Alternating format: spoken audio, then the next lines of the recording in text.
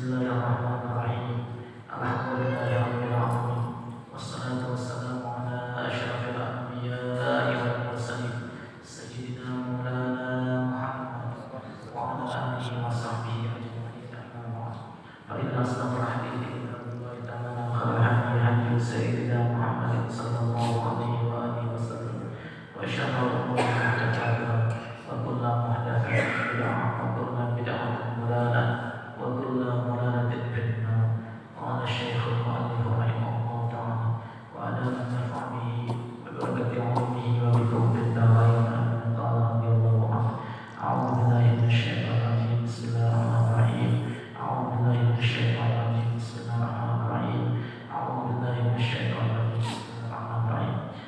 Rabbi shrah li sadri wa yassir li amri wahlul 'uqdatam min lisani yafqahu qawli.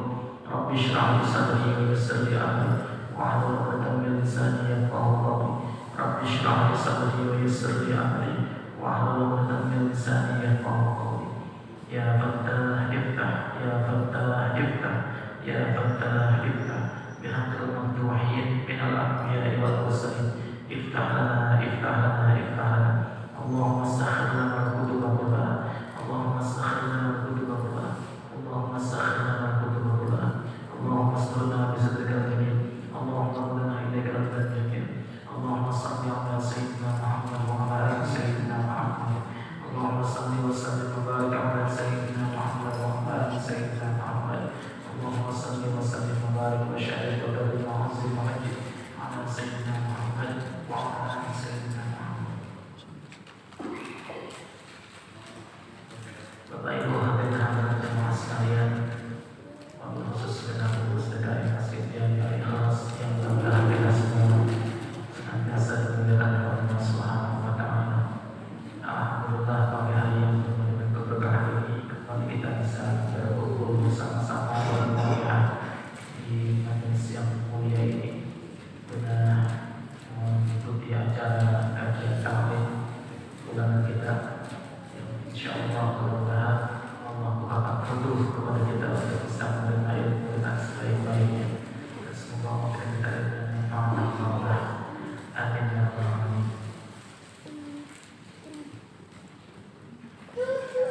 Masih tentang kajian kitab Bidayatul Hidayah karya Hujjatul Islam Al-Imam Muhammad bin Muhammad Abu Hamid Al-Ghazali. Selanjutnya kita meningkat kepada bagian setelah ada Jumat kemarin yang telah selesai kita kaji bersama. Selanjutnya kita masuk ke dalam kitab Al-Adabus Siyam. Ini beberapa adab pada menjelaskan tentang puasa. Insyaallah sebelum beribadah kita akan masuk kepada bulan Ramadan, bulan yang mulia, bulan umat Rasulullah sallallahu alaihi wasallam. Sebagaimana doa kita masuk bulan Rajab. Allahumma barik lana fi Rajab wa Sya'ban wa ballighna Ramadan. Semoga Allah sampaikan kepada kita kepada bulan Ramadan yang akan datang, dan semoga Allah memberikan taufik dan kemudahan untuk bisa melaksanakan ibadah-ibadah di bulan Ramadan. Sallallahu alaihi wasallam. Adab Siyam. Ini beberapa adab pada menjelaskan tentang siam puasa. Dalam bahasa Arab itu kata puasa ada yang masdarnya berbentuk, dua-duanya masdar ghairi. Ada siam, ada shaum. Dua-duanya beda, sama-sama puasa, tapi muatannya beda.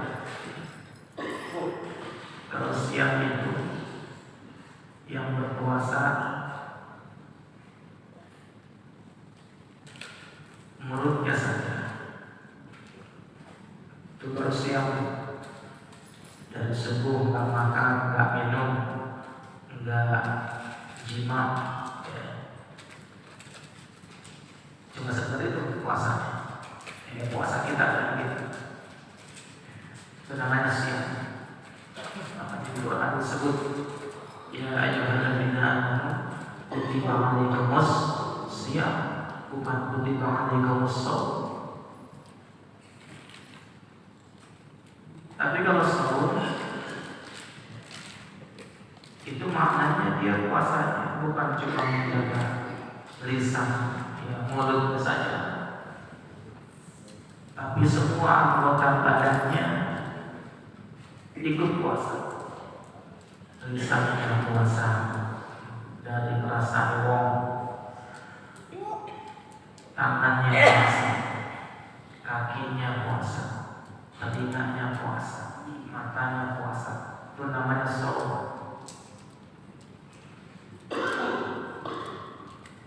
niat kita ketika ibadah puasa, nawaitu shauma ghadin, bukan nawaitu siyama ghadin.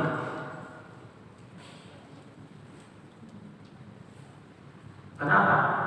Karena memang kita tuntut ketika berpuasa bukan cuma mulut kita yang puasa, tapi semua anggota badan kita hendaknya ikut puasa. Nawaitu shauma ghadin dari fardhi syahri ramadhani hadhihi sanati lillahi ta'ala.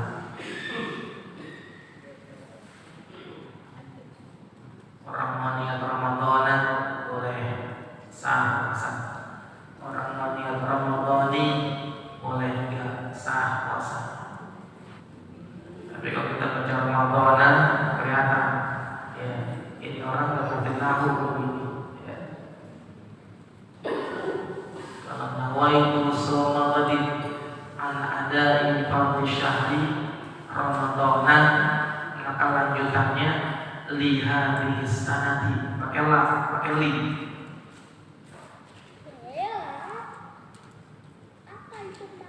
Nawaitu shauma ghadin an ada'i fardhi syahri Ramadhana, langsung pakai lampu liha bisanati, gitu kan. Tapi kalau Ramadhani, nawaitu shauma ghadin an ada'i fardhi syahri Ramadhani hadhihi sanati, nggak pakai lampu, nggak pakai lila. Ilmu nahwu disebut sebagai idhofah murakab, ya. Mudhaf dan mudhaf ilaihinya ya, berjejer gitu. Ya, boleh juga ada juga niatnya, boleh shauma ghadin apa? Syahri Ramadhana, tapi lihadhihi sanati pakai li. Boleh syahri Ramadhani hadhihi sanati, nggak pakai li. Nah, itu bedanya. Jadi kalau siam yang puasa ya, cuma mulutnya aja yang puasa ya, tetap aja waktu puasa mah ngomongin orang jangan terus ya, ibadah jangan terus, itu masih siang begitu. Tapi kalau udah saum ya, dia jaga semua ya, anggota tubuhnya, panca inderanya dia jaga. Nah, inilah puasa khawas, orang-orang yang khusus.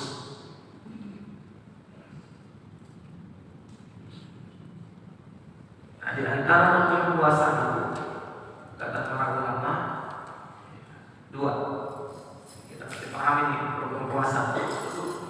Sebab dalam mazhab Imam Syafi'i disebut setiap ibadah itu syarat sahnya diantaranya adalah al-ilmu bil fardiyah, mengetahui dengan segala rukun-rukunnya. Kita mau ngapain? Mau wudu, mesti apa? Berapa rukun wudu? Apa aja? Kita mau sholat, mesti apa? Berapa rukun sholat? Apa aja? Kita mau haji umroh, mesti hafal berapa rukun haji umroh? Apa aja? Termasuk kita mau puasa juga, mesti hafal berapa rukun puasa? Apa aja? Kata Syekh Ruslan, "Fakullu man bi ghairi ilmin ya'mal a'maluhu mardudatun la tuqbal." Setiap orang yang beramal tanpa didasari ilmu pengetahuan, maka amal ibadahnya ditolak oleh Allah Subhanahu wa taala, tidak diterima. Ini penting. Rukun puasa itu dua. Yang pertama niat, yang kedua menahan diri dari segala yang membatalkan puasa. Cuma itu. Ini kita mesti paham.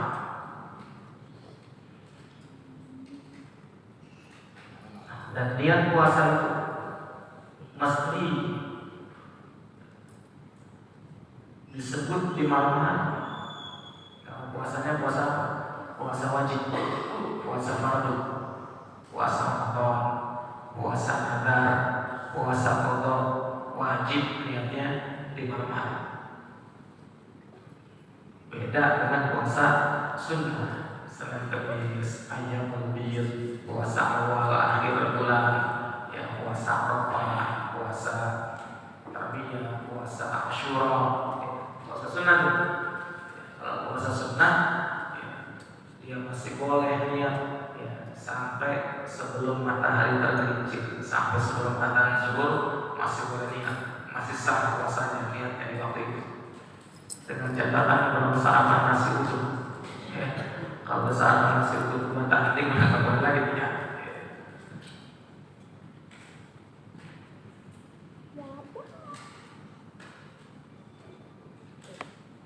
Dalam mazhab lain ada juga ya, diperbolehkan dia niat puasa untuk 1 bulan penuh. Di awal Ramadan, malam pertama Ramadan dia niat nawaitu shauma ghadin ana adai fardhi syahri Ramadan hadhihi sanati kullihi. Pakai kata-kata kullihi lillahi ta'ala. Saya niat puasa di bulan Ramadan 1 bulan penuh, masih boleh. Itu untuk mengantisipasi, menjaga-jaga jangan sampai di malam hari Ramadan kita lupa niat. Kenapa? Ya, biasanya kan kita kalau tarawih, ya, imam belum bangun, ya, kita udah bangun dulu. Imam baru subhanallah malikul qudus, subhanallah malikul ma'bud, itu udah sampai itu kan masuk. Tidak begitu. Lupa deh niat. Niat yang sebulan penuh tadi itu, yang di awal Ramadan tersebut, itu untuk mengantisipasi jangan sampai kita lupa. Kalau nggak niat, ya, puasa sebulan penuh semacam tadi tuh, setiap kali dia lupa niat malamnya, maka nggak boleh, ya, nggak sah dia puasa di hari itu. Tapi tetap wajib untuk menahan diri, nggak makan, nggak minum sampai maghrib. Jadi nggak sembarangan ini, jangan nantang-nantang puasa udah batal, udah nggak sah. Ya, tapi apa? Ya, enak-enakan aja makan minum gitu, nggak boleh. Dia wajib menahan dirinya, nggak makan, nggak minum sampai maghrib.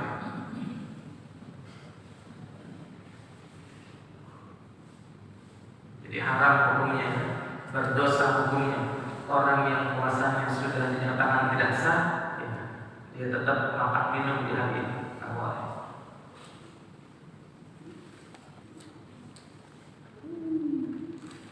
Itu yang pertama niat, yang kedua menahan diri dari segala yang batalkan puasa. Ya minimal nggak makan, nggak minum, nggak melakukan hubungan suami istri, ya segitu puasa kita. Ini mah, tapi kalau bisa kita berkatin lagi panca indera yang lain nih, anggota tubuh yang lain ikut puasa.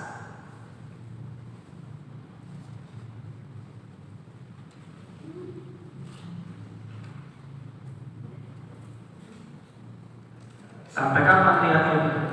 Ya, sampai waktu subuh, sebelum waktu subuh, ya. 1 menit menjelang waktu subuh atau 10 menit, 10 detik menjelang waktu subuh masih boleh niat. Dari maghrib, dari isya lupa niat. Gitu. Ya, ingat-ingat, ya, pas sudah imsak dia baru niat. Niat dari situ saat puasa.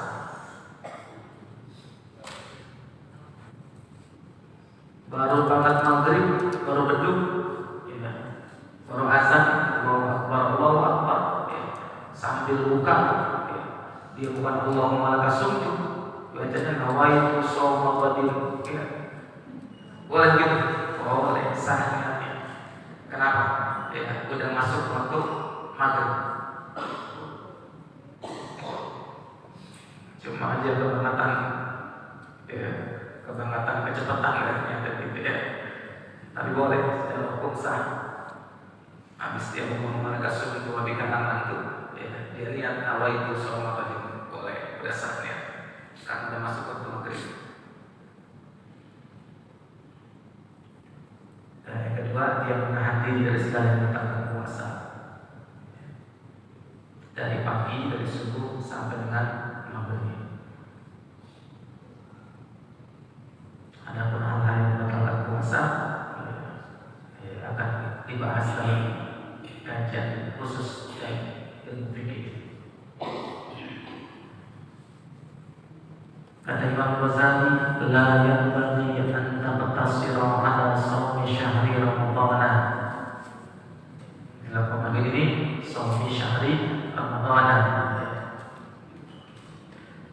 La yanbaghi an taqtasira ala shaumi syahri Ramadhan. Fatatrukat tijarata bil nawafil wa kasbat darajatil amaliyati fil faradisi. Tidak sebaiknya, tidak seyogianya bahwa engkau membatasi diri hanya berpuasa di bulan Ramadan saja. Fatatrukat tijarata bil nawafil, tetapi engkau tinggalkan at-tijarah, bisnis dengan Allah Subhanahu wa taala, bin nawafil, dengan puasa-puasa sunnah. Jadi enggak cukup kita berpuasa hanya di bulan Ramadan saja. Ya, walaupun sekedar menggugurkan kewajiban, gugur kewajiban. Tapi enggak cukup. Kita harus dukung juga puasa fardu kita dengan puasa-puasa sunnah. Kenapa?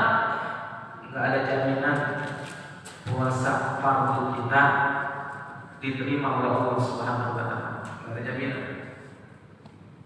Walaupun kita harus tetap optimis bahwa ibadah kita diterima, Allah Maha menerima ibadah. Tapi kan logikanya, orang nambel pakaian, ya, nambelnya pakai bahan pakaian juga.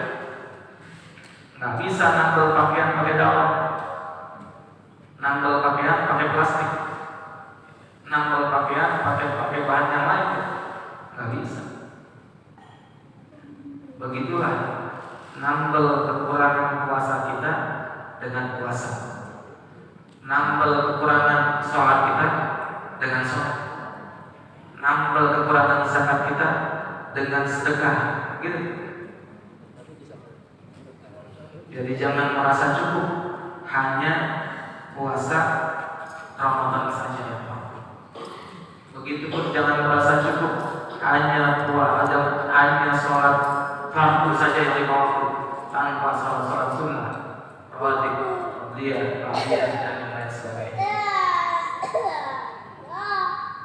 Karena nggak ada jaminan puasa kita, sholat kita diterima oleh Allah Subhanahu wa taala.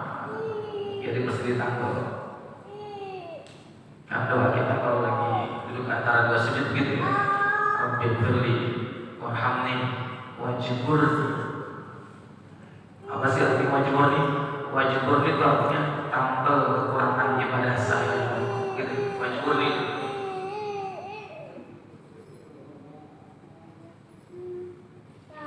Wa kasbat darajatil 'aliyati fil faradisi. Dan engkau tinggalkan pencapaian derajat yang tinggi di dalam surga firdausnya Allah Subhanahu wa taala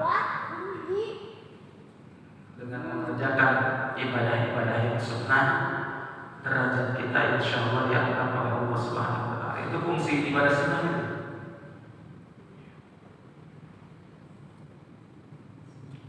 Yang mengerjakan ibadah yang wajib,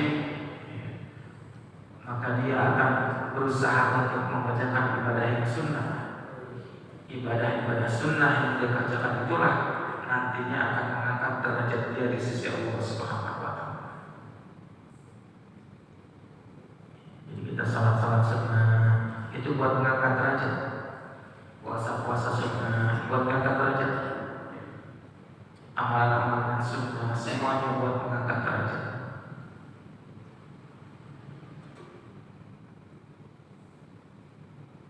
Di kitab Irsyadul Ibad ila Sabil Rasyad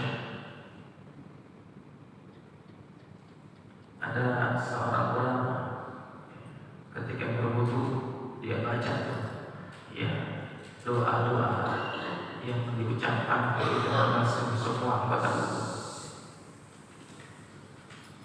Karena biasa kan begitu kita ya, masuk ke dalam tangan gimana doanya, ketika berwudu gimana doanya, istinsyaq ada doanya, basuh muka ada doanya, kedua tangan basuh kedua tangan sampai sikut ada doanya. Dan itu semuanya sunnah.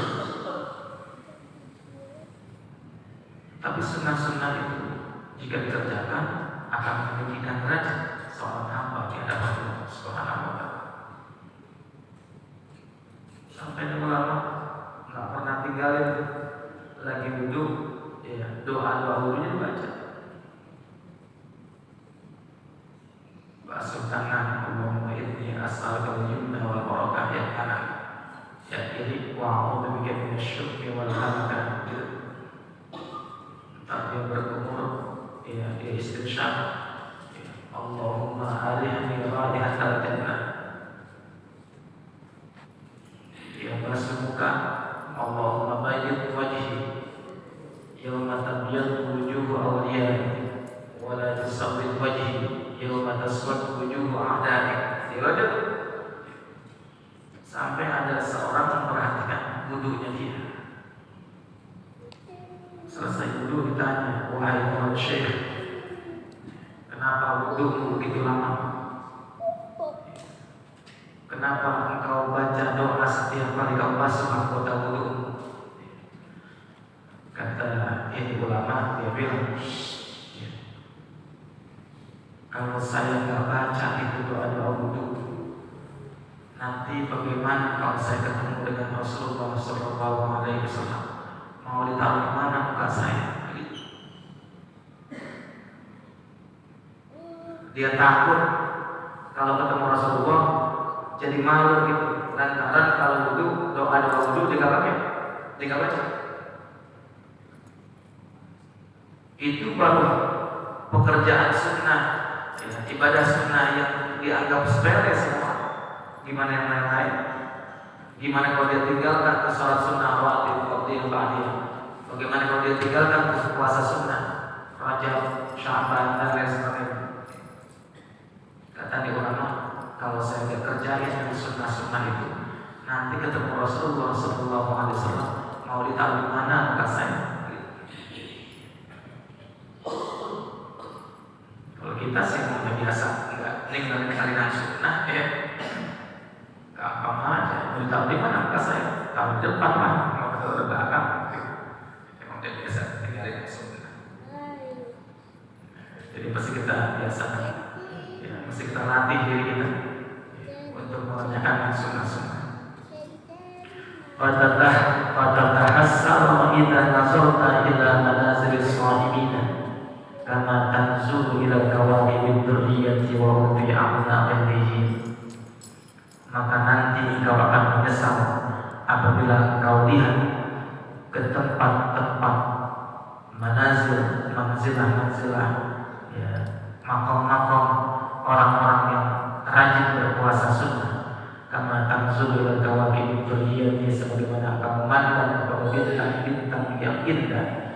Wa hum fi a'naqihim, sedangkan mereka pada saat itu berada di surga Allah yang paling tinggi.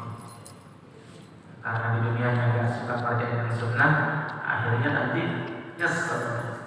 Ya, pas melihat orang-orang yang rajin puasa, tempatnya ditempatkan di tempat yang paling mulia di sisi Allah SWT. Ya. Ketika menyesal itu tidak ada gunanya. Kenapa dulu saya tidak rajin puasa sunnah? Kenapa dulu saya tidak rajin sholat sunnah? Ya. Ketika begitu udah ada hati. Ya. haji udah dibilangin biasa gitu, salat sunnah jangan ketinggalan, puasa sunnah jangan ketinggalan, dan lain sebagainya. Sebab nanti setiap ibadah itu Allah siapkan makomnya, tingkatannya sendiri-sendiri. Yang rajin puasa nanti makomnya di sini, yang rajin sholat sunnah makomnya di sini, yang rajin baca Quran makomnya di sini, yang rajin sedekah makomnya di sini. Semuanya jangan sampai satu aja kita nggak ada di makom-makom itu. Paling nggak bisa semuanya, satu dah yang bisa kita pegangin. Nggak bisa menghapus semuanya, puasa sunnah enggak, sholat sunnah enggak, ya minimal baca Quran lah. Orang baca Quran juga punya makom tersendiri. Jadi walaupun nggak bisa menghimpun semuanya, minimal ada salah satu yang kita dapatkan. Wal ayyamul fadilatul lati syahidatil akhbar bi syarafiha wa fadliha wa bi jazalatil thawabi fi siyam yaum Arafah li ghairi hajj. Dan hari-hari yang utama yang dikabarkan oleh khabar-khabar, oleh hadis-hadis Rasulullah SAW tentang kemuliaannya dan keutamaannya dan tentang balasan pahalanya dalam puasanya itu. Yang pertama, yaum Arafah li ghairi hajj, puasa di hari Arafah, puasa sunnah li ghairi hajj, bagi orang yang tidak berhaji. Kalau puasa Arafah sunnahnya buat orang yang enggak haji. Kalau orang yang berhaji disuruh puasa Arafah berat. Sebab saat itu sedang puncak-puncaknya ibadah haji, sedang capek-capek. Makanya orang yang berhaji enggak diperintah, enggak menjadi sunnah dia puasa hari Arafah. Tapi hari yang lain bukan hari Arafah, orang yang sedang haji, sedang umroh masih disuruh puasa sunnah.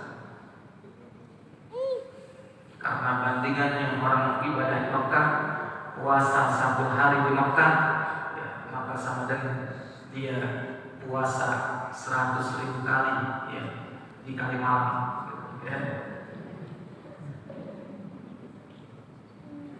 Dia puasa 1 hari di Madinah sama dengan dia puasa 10.000 kali di Pangkalan Jatin. Dia puasa 1 hari di Masjidil Aqsa di Palestina, maka sama dengan dia berpuasa 1000 kali di sini. Ibadah-ibadahnya ada berlipat gandaannya. Sholat 1 kali di Masjidil Haram 100.000 kali kita sholat di sini. Sholat 1 kali di Masjid An-Nabawi Madinah sama dengan 10.000 kali kita sholat di sini. Itu Nabi yang menyatakan, hadisnya hadis sahih. Makanya ada orang pulang haji, pulang umroh sampai sini nggak sholat lagi. Dia bilang udah kebanyakan pahalanya gitu. Padahal itu bukan min jihad ibadah, min jihadil fadilah, min jihadil thawab. Dari segi pahala, dari segi fadilah keutamaan, begitu maksudnya. Bukan berarti udah haji umroh di sana pulang puasa lagi, nggak sholat lagi bisa.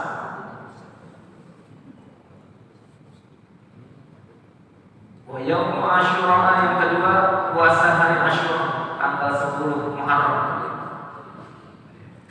Ini yang paling utama nih urutan-urutannya. Yang pertama puasa sunnah di hari Arafah tanggal 9 Zulhijjah.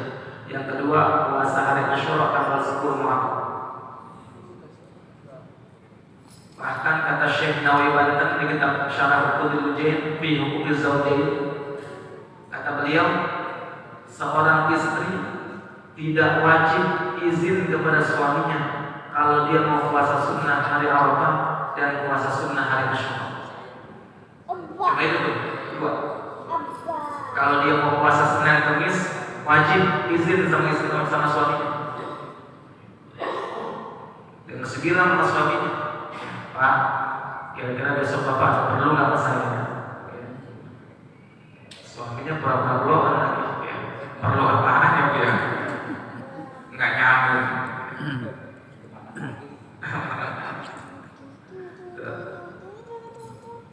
Puasa-puasa yang lain, sholat-sholat sunnah yang lain nggak wajib. Kalau wajib ya seorang istri izin sama suami. Kalau kata suaminya jangan puasa, nggak boleh puasa. Begitu ya kewajiban seorang istri mentaati suami. Sampai segitu diajarkan oleh Rasul.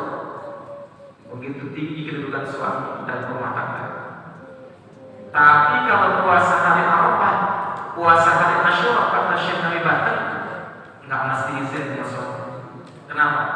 Dalam bulan puasa itu fadilahnya, keutamaannya begitu besar. Puasa hari Arafah menggugurkan dosa 2 tahun sebelumnya. Puasa hari Asyura menggugurkan dosa 1 tahun sebelumnya. Jadi demi mendapatkan fadilah itu, seorang istri dibenarkan berpuasa tanpa izin bersama suami di hari Arafah dan hari Asyura. Tapi hari-hari yang lain dia wajib izin dari suami.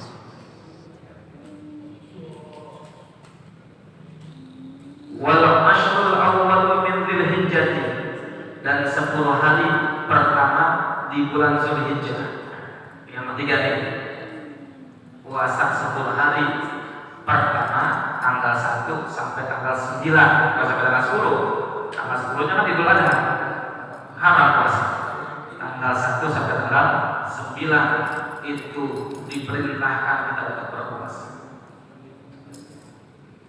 Bahkan kata sebagian ulama, bagi yang tidak berhaji tetapi ingin mendapatkan pahala haji di tahun itu, dia mesti melaksanakan syarat-syaratnya. Apa syarat-syaratnya? Dari tanggal 1 sampai tanggal 9 dia puasa sunnah. Dari tanggal 1 sampai tanggal 9 dia bisa menghatamkan Quran sekali. Kemudian tanggal 10-nya dia ada rezeki, dia sembelih hewan kurban, kambing lah dan kata begitu. Kalau dia bisa kerjakan tiga-tiganya nih, tanggal 1 sampai tanggal 9 dia puasa sunnah secara sempurna. Tanggal 1 sampai tanggal 9 dia bisa hatamkan Quran. Ya, tanggal 10-nya di hari Idul Adha dia sembelih kurban, maka dia mendapatkan pahala haji dan umrah di tahun secara sempurna. Berat, tapi pahalanya kan haji. Itu kata ulama, itulah hajinya orang susah. Hajinya orang susah gitu. Wal ashrul awwalu minal Muharram, dan 10 hari pertama dari bulan Muharram. Jadi ke setiap bulan, setiap tanggal 1 sampai tanggal 10-nya puasa, nggak bulan itu. Yang diperintah puasa di tanggal 1 sampai tanggal 10 cuma 2, bulan Dzulhijjah sama bulan Muharram.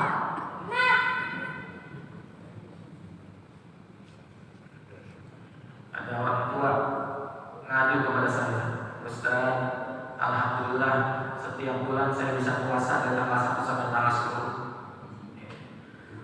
Saya sih diam aja dah. Ya. Kalau saya bilang begini begitu, nanti jadi salah. Ya, maksud saya silahkan melaksanakan ibadah gitu, tapi pakai ilmu, gitu ya. Nggak salah sebetulnya puasa setiap bulan tanggal 1 sampai tanggal 10 itu nggak salah. Cuma yang diperintah cuma 2, ya. Bulan Dzulhijjah sama bulan Muharram, tanggal 1 sampai tanggal 10 betul-betul dia puasa. Bulan-bulan lain ada perintah.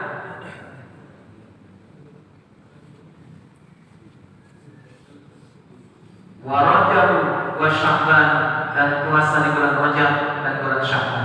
Ini ya, tanggal 29 terakhir nih, 29 Rajab sekarang. Besok kita masuk lagi bulan Sya'ban.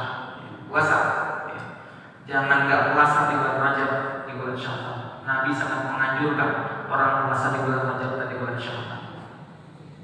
Bahkan dalam satu riwayat disebut Rasulullah SAW itu paling banyak puasanya kalau udah masuk bulan Rajab, bulan Syawal. Kenapa disuruh puasa?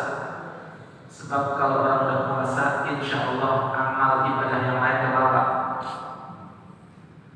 Lagi puasa, datang pengemis ke rumah, minta sedekah, itu beda. Kalau kita lagi puasa, gampang aja ngeluarin duit. Tapi kalau kita nggak puasa, mikir-mikir kita harus ngeluarin duit. Kita lagi puasa, gampang buat sholat subuh. Jadi auranya lain kalau orang puasa. Kita lagi puasa, gampang buat ngajak, buat baca Quran, gampang. Tapi coba nggak puasa, berat.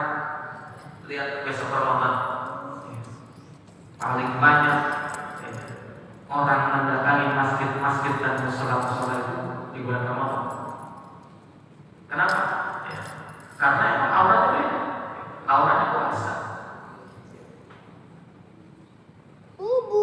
Selesai Ramadan, masuk Syawal, masuk Zulqa'dah, masuk Zulhijjah, masjid musola biasanya masih mau ikhlas. Kita tahu asal bulan Ramadan otak amalnya meningkat, sehari bisa dapat 3 juta, 2 juta. Coba di bulan Syawal dapat gak otak amal 2 juta, 3 juta? Enggak. Auranya beda.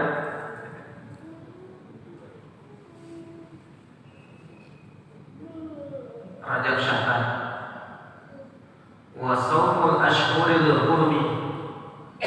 Tapi di bulan Sya'ban ada juga pengecualian. Kalau udah di yaum syak, sebaiknya kita nggak puasa. Tanggal 29, tanggal 30 Sya'ban, kata ulama jangan puasa di hari itu. Kita aja di termasuk hari-hari yang dilakukan. Ya udah masuk Ramadan, Allah gitu. Wa shaumul ashhuril hurmi minal fadaili, dan puasa-puasa di bulan-bulan yang haram. Artinya bulan haram itu bulan yang mulia, bulan yang bukan haram secara fikih di sini ya. Apa bulan yang haram itu? Ada 4. Al-Quran bilang apa itu ayatnya? Yang minha arba'atul hurum,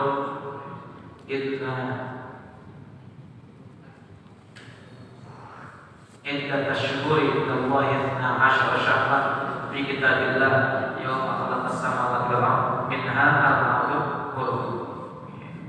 Sesungguhnya bulan yang diakui di sisi Allah 12. Di antara 12 bulan itu ada 4 yang termasuk ashhurul hurum, al-ashhurul hurum, bulan-bulan yang haram. Apa yang 4 itu? Wa hiya dzulqa'dati wa dzulhijjati wal muharram wa rajab. Bulan yang 4 yang haram itu adalah Dzulqa'dah, Dzulhijjah, Muharram, wa Rajab dan Rajab. Wahidun fardun wa thalathatun surat. 1 terpisah dan 3 berturut-turut. Dzulqa'dah, Dzulhijjah, Muharram. Ini bulan 3 berturut-turut nih, bulan haram. Rajab pisah sendiri. Rajab mudhar dan Rajab terpisah sendiri. Jadi 4. Dzulqa'dah, Dzulhijjah, Muharram. 11, 12 bulan 1. Giliran Rajab pisah bulan ke-7. Nah, di bulan-bulan ke-4 inilah kita juga dianjurkan untuk perbanyak puasa sunnah.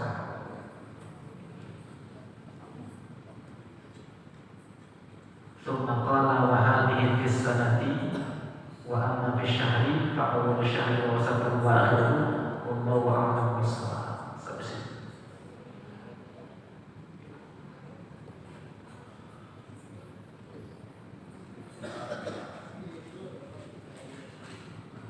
Semoga Allah memberikan kita manfaat dan semoga Allah memberikan kita taufik dan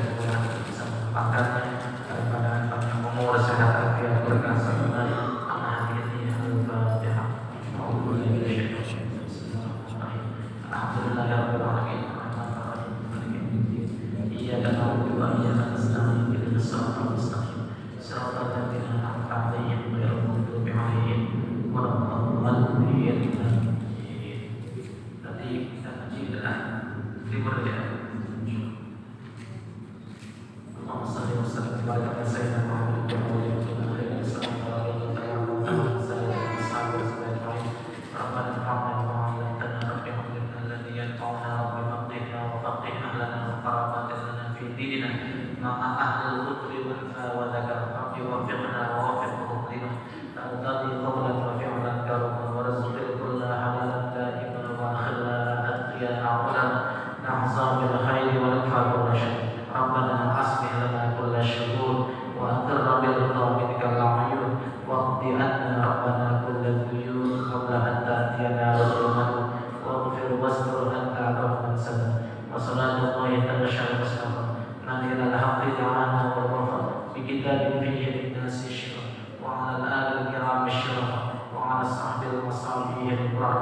Allahumma ihdina bi hudak wa ij'alna mimman yusari'u fi ridha wa la tuwallina waliyan siwa wa la taj'alna mimman khalafa amraka wa 'asa wa hasbunallahu wa ni'mal wakeel wa la hawla wa la quwwata illa billahil 'aliyyil 'azim. Allahumma barik lana fi Rajab wa Sya'ban wa ballighna Ramadan. Allahumma barik lana fi Rajab wa Sya'ban wa ballighna Ramadan. Allahumma barik lana fi Rajab wa Sya'ban wa ballighna Ramadan. Wa barik lana fi Ramadan wa a'inna fihi 'ala as-siyam wal qiyam wa qira'atil Qur'an wa silatil arham wa nafaqatil ahli wal jiran bi rahmatika ya karim ya mannan. Rabbana ighfir lana wa liwalidina wa masyayikhina wa qurra'ana wa jami'il ummah al-muhammadiyya wa rahmatan 'amma. Subhanallah wa bihamdika asyhadu an la ilaha illa anta astaghfiruka wa atubu ilaik. Wa sallallahu alaihi wa sallam